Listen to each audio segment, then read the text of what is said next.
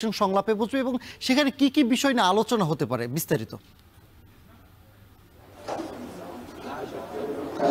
সানি, এই ত্রয়োদশ জাতীয় সংসদ নির্বাচনকে সুষ্ঠুভাবে সম্পন্ন করতে কিন্তু নির্বাচন কমিশন অনেকদিন ধরেই অংশীজনদের সাথে বিভিন্ন বৈঠক করছিল। সেই অংশীজনদের সাথে বৈঠকের অংশ হিসেবে কিন্তু গত বৃহস্পতিবার থেকে রাজনৈতিক যে দলগুলো আছে অর্থাৎ 53টি নিবন্ধিত রাজনৈতিক দলের সাথে তাদের সংলাপ শুরু হয়েছে। গত বৃহস্পতিবার সংলাপের প্রথম দিন আমরা দেখেছি 12টি দল 2 ধাপে সংলাপে অংশ নিয়েছে। আজকে দ্বিতীয় দিন হিসেবে রবিবার সংলাপের দ্বিতীয় দিন অনুষ্ঠিত হচ্ছে। আজকেও 12টি দলের সাথে নির্বাচন কমিশন বসবে। সেটিকে অবশ্য 2 ভাগে ভাগ করা হয়েছে। আমরা যতদূর জানতে পেরেছি 10টা থেকে 12টা পর্যন্ত 6টি দল এবং 2টা থেকে 4টা পর্যন্ত আরো 6টি দল, অর্থাৎ মোট 12টি দলের সাথে এই সংলাপ অনুষ্ঠিত হবে। এবং এই সংলাপে আসলে নির্বাচন কমিশন যেটি নিশ্চিত করতে চাচ্ছে যে এই ত্রয়োদশ জাতীয় সংসদ নির্বাচনটি যেন সুষ্ঠুভাবে সম্পন্ন হয়, সেক্ষেত্রে সব অংশীজনদের মতামত নিয়ে এবং তাদের মতামতের ভিত্তিতেই আসলে এই নির্বাচনটি সুষ্ঠুভাবে সম্পন্ন করার যে প্রক্রিয়াটি সেটি এগিয়ে নিতেই আসলে এই সংলাপটি অনুষ্ঠিত হচ্ছে বলে আমরা জানতে পেরেছি।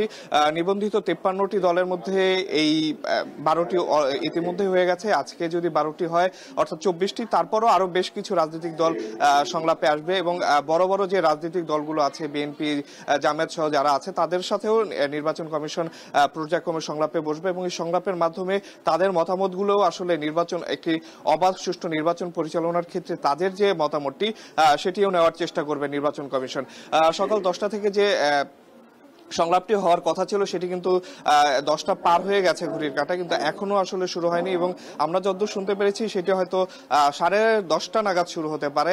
আমরা দেখছি এখন পর্যায়ক্রমে কিন্তু যে 6টি দল আছে তাদের বেশ কিছু নেতা কর্মী কিন্তু এখনই নির্বাচন কমিশনে যে সভাকক্ষ যেখানে আসলে সংলাপটি অনুষ্ঠিত হবে সেখানে কিন্তু ঢুকছে এবং এটাই আস্তে আস্তে সবাই এসে গেলে আমরা ধারণা করছি 10:30 নাগাদ যে 6টি দলের সাথে যে সংলাপটি আছে প্রথম দফায় সেটি অনুষ্ঠিত হবে। তো এই ছিল আমার কাছে নির্বাচন কমিশন থেকে সর্বশেষ। সানি।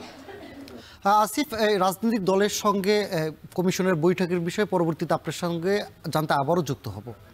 আরএফএল ওয়াটার পাম্পের অটো থার্মাল টেকনোলজি, যা বেশি হিটে